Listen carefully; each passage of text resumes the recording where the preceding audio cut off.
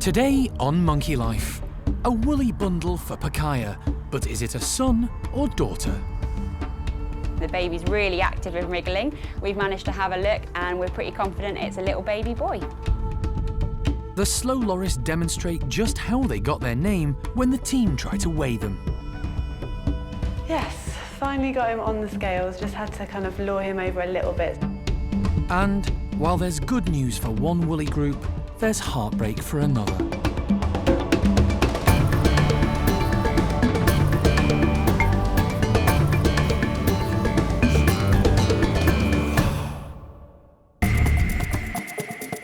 Monkey World in Dorset, buried deep in the English countryside, is the largest sanctuary of its kind on the planet. The team, led by Dr. Alison Cronin, rescue and rehabilitate abused and unwanted primates from all over the world. That's one been grabbed. The park provides a home for more than 250 monkeys and apes from 20 different species.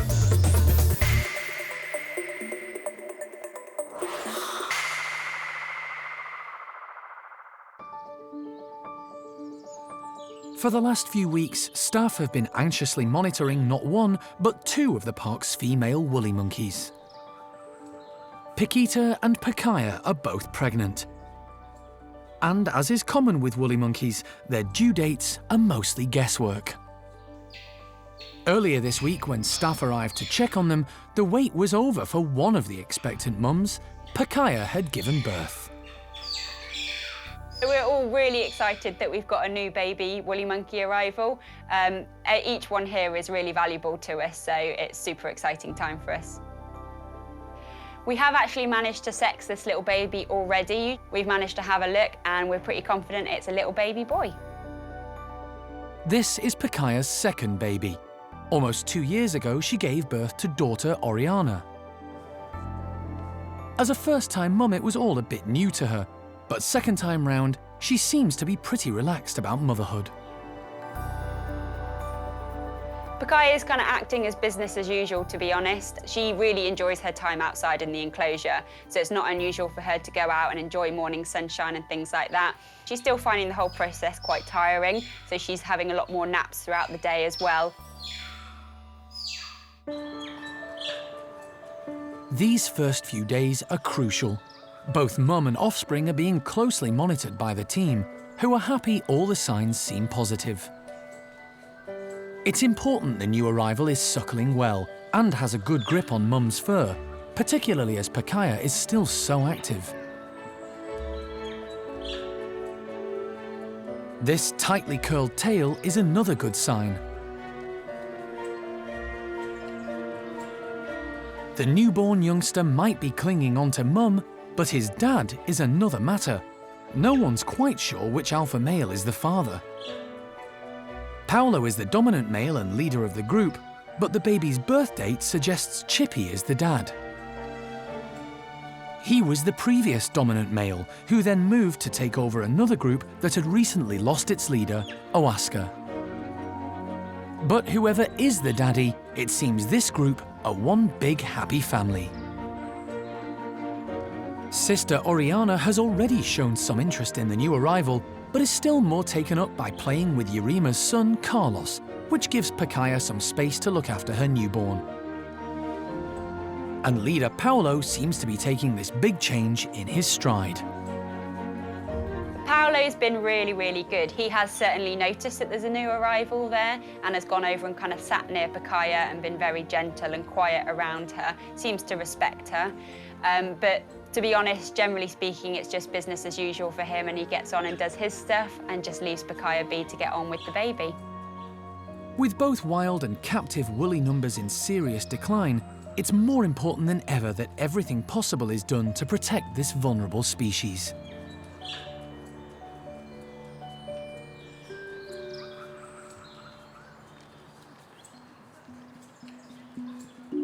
Over at Tuan's orangutan enclosure, female Lucky is about to meet Arme for the very first time since switching groups. She's already met Tuan, the big male, and another female in the group, Roro. They had all lived together before, so it was no surprise that things went well. But meeting Ame will be a whole new ballgame. She's a very strong character and used to being top female in the group. They're kept apart in separate bedrooms, while Jeremy does his best to keep Tuan occupied so he doesn't get too involved. Come here, lovely girl. Your hand is so dry. Jarno gives Ame a bit of extra TLC before the new girl joins her. Give me your foot. I think after this you're gonna look beautiful. Manicure finished, it's time for Ame to meet Lucky.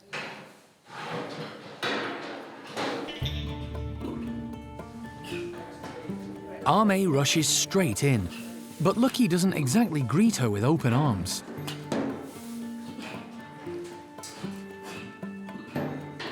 Ame makes territorial calls to intimidate, but Lucky doesn't seem too concerned and stands her ground, even risking a quick hair pull. Let them out. Jeremy decides the best option is for the pair to have access to the outside, where there's more space to maneuver if one of them wants to get out of the way. Finger, lovey. And it's not just Lucky and Ame going out. They have an audience as Tuan and Roro decide to join them. At first, the two ladies eye each other warily from a distance. With Tuan watching, eventually Ame comes across to the climbing frame, and Lucky moves down to greet her.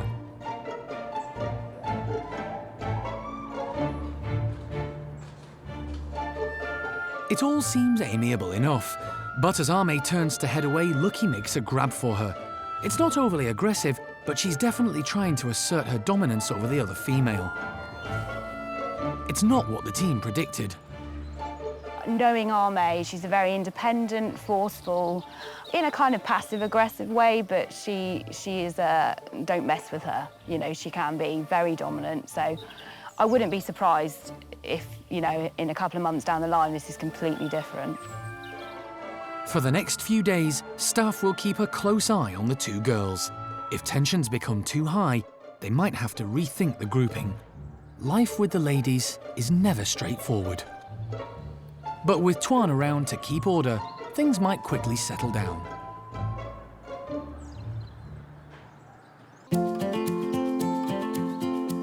Life at the park is always evolving, as Alison and her team constantly evaluate the comfort and welfare of the 250-plus primates in their care.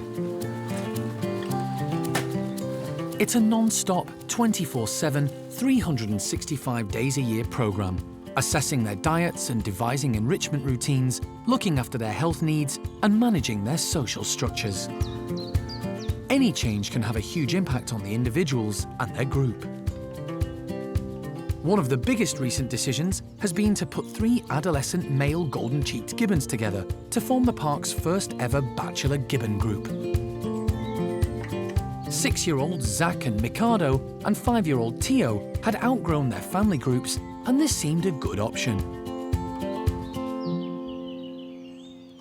Obviously, when we put these 3 boys together, there was the potential for an absolute disaster. We had no idea how it was actually going to work.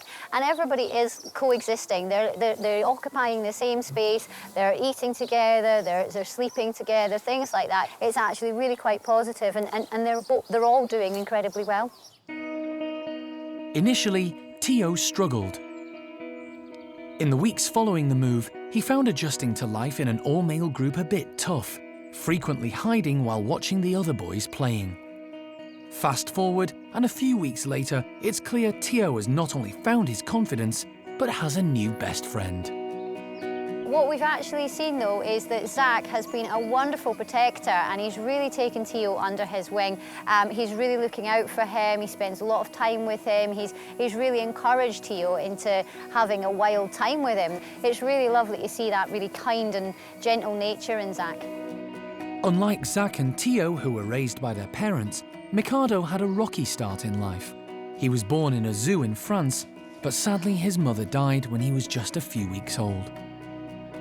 The team at Monkey World have a lot of experience hand-rearing primates and stepped in to help. The fact that the park had rescued a number of golden-cheeked gibbons meant that there was a female called Alex who could take over his care. He's a very different character from the other two, and that is largely down to his start in life. What happens in the future, who knows? Mikado should grow up to be a big, sensible, strong boy. For now, the three boys have settled well into their new life and seem content in their bachelor group. But the team know the best way forward is one step at a time. Obviously, we'd like them to work and like them to stay together forever. But I mean, this is a very unusual setup, having the three boys together. It may work in the long term, it may not. We just have to obviously keep things fluid. There's always different possibilities, and we're always keeping our options open.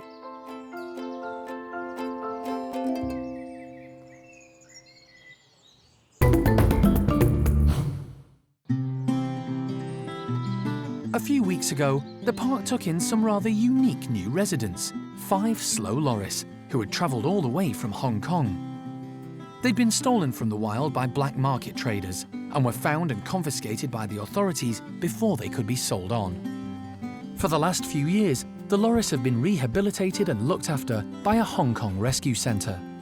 Their move to the UK is part of a collaboration between Monkey World and the Sheldon Wildlife Trust in Devon. Originally from Southeast Asia, loris are nocturnal primates. The park have created a whole new complex, complete with red lighting, to house them during their quarantine period, before they move to Devon. It's a massive learning curve for all of us because there's still a lot of research that needs to be done on lorises. Me personally, I haven't seen the male and female courting behaviour before, so it's been really, really exciting. And just to see that, I've just read about it before, so it's nice to see all these vocalisations happening and just really important behaviours. Since arriving, 4 of the 5 have been paired up. Tina and Marley are sharing one bedroom, and Axel and Nikki another. That just leaves lonesome male Bruce, but it's hoped he'll be matched up pretty soon. When the loris arrived, they were all healthy, although a little overweight. Getting their diet correct can be tricky. Weighing them will give a good general indication of how they're doing. Today, Hannah's going to try and weigh Axel and Nikki, but slow loris are so named for a reason. Getting them onto the scales is no easy feat. Go on, you two. Just look. Scales, you like the scales? Axel is first to slowly make his way towards the scales. Hannah has the offer of favourite insect treats to try and encourage him. But it's a painfully slow process. This could be a long afternoon, not helped by the fact that Nikki's quite content to sit back and watch her mate go first. Time for plan B. Hannah puts gum and banana on the edge of the scales, in the hope the loris will sit down to eat long enough for her to get a correct reading. Kind of need to get a weight on you, buddy. He's closer, but trying to entice Axel onto the actual scale with a live locust is still a struggle. This way. Unfortunately, it's the locust who shows the loris how it's done, tucking into the banana and gum while Axel heads in the opposite direction. Come on, then. You have to go on it, though. Don't cheat. After what seems like an eternity, Axel finally makes his way onto the scales. Well done, buddy. That's what we want to see. Just get yourself on a bit more. Oh, yes. Boom. Yes, finally got him on the scales. Just had to kind of lure him over a little bit so he'd get his other hand onto it. And once he's done that, he now weighs 1.93 kilos. It's a little bit on the podgy side. I need to check his other weights. I think he may have put on a little bit, so we'll see what we can do in terms of maybe putting him on a diet. As for Nikki, she's seen enough and is heading off to a dark corner for a bit of shut-eye. The team will have to save her way in for another day.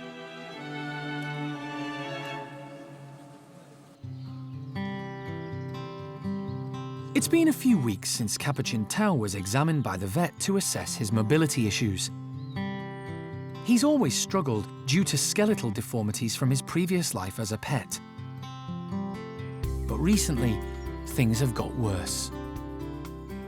staff began to notice a dramatic change in how he manoeuvred around the enclosure, often limping and struggling to climb and jump. The results of the tests have left more questions than answers.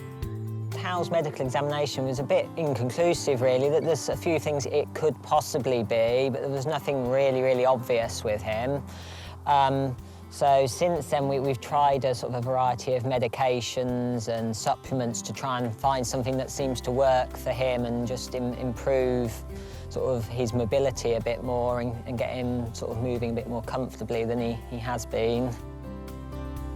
As well as providing various pain relief, staff have modified Tao's enclosure, putting more ramps in areas he needs to access.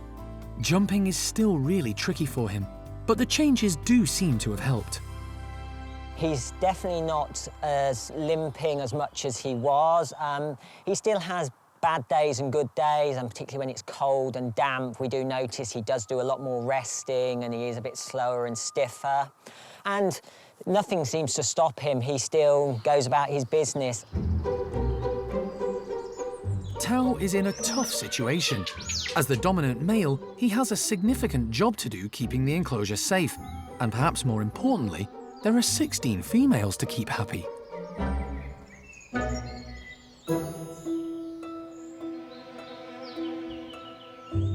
He certainly has his hands full, and it can be exhausting, particularly when the more dominant girls like Babe and Debbie come into season.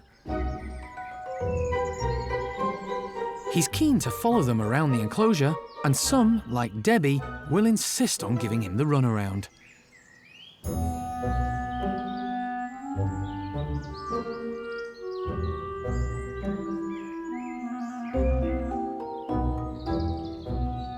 But the effort takes its toll on Tao, and he's often seen taking extended rests.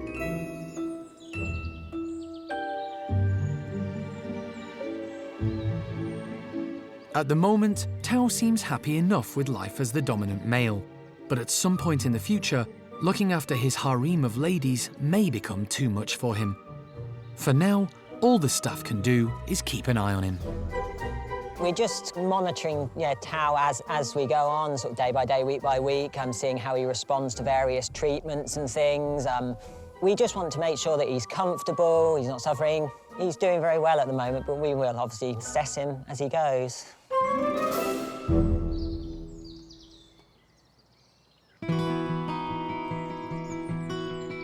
Caring for the park's primates takes a lot of knowledge, hard work, and dedication. But it's rewarding work for the team. However, it can sometimes be upsetting too. Recently, woolly monkey Lucas underwent a thorough examination, including x-rays, after he appeared to lose the use of his right leg. But the vets couldn't find any obvious cause for the 2-year-old's health issues. But it's puffy. It's puffy there, yeah. Let's see. What has he got?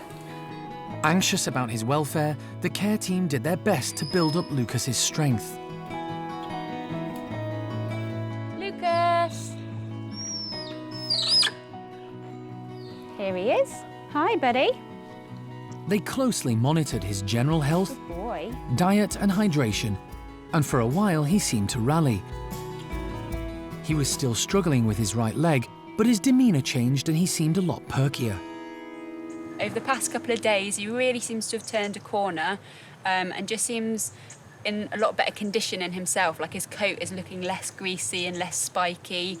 He's certainly not himself by a long shot. He's not the lively youngster that we know, but he definitely seems to have turned a corner in a more positive way, which we're really pleased about. But sadly, 2 days ago, the youngster suddenly took a turn for the worse. Almost overnight, his condition and mobility seriously deteriorated. Despite everyone's best efforts, it was time to make a really tough call regarding Lucas's future and quality of life. The team had to take the heartbreaking and incredibly hard decision to put the little woolly monkey to sleep. We had no choice in the end but to call it. He was not doing well. Primate care staff went to every step they could take to help him progress and get better. but in the end, his condition just worsened, and it got so bad that really you just have to have a bit of strong courage in these things and call it a day. We had to help him and we had to put him to sleep. It was later discovered young Lucas had an infected heart valve, which caused leakage around the valve and led to blood clots, cutting off the supply of blood to his leg. It was a huge loss to everyone at the park. The future for woolly monkeys is uncertain. In captivity, there are less than 40, and 18 of those are at Monkey World. In the wild, they're considered vulnerable for extinction, so every single woolly monkey counts. The situation's dire. I don't know if woolly monkeys are going to survive the next 10 years in the world, or whether the handful of woolly monkeys that we have here at the park in 3 different groups are going to be the last ones on the planet that you can see outside of the wild. I'm not sure, but it's not looking great. We do our best. We continue to try and breed them. It's the only species that we're actually breeding here at the park for that very reason. One of those sad days. Right now, it's back to Chippy's group and making sure that everybody is fit and healthy in there, and making sure that Paquita's okay, because she's now lost her son. And tomorrow's another day, and we'll try and do our best. Managing this precious species is a huge responsibility and an ongoing task for all concerned, and little Lucas's loss was a blow to the Monkey World team.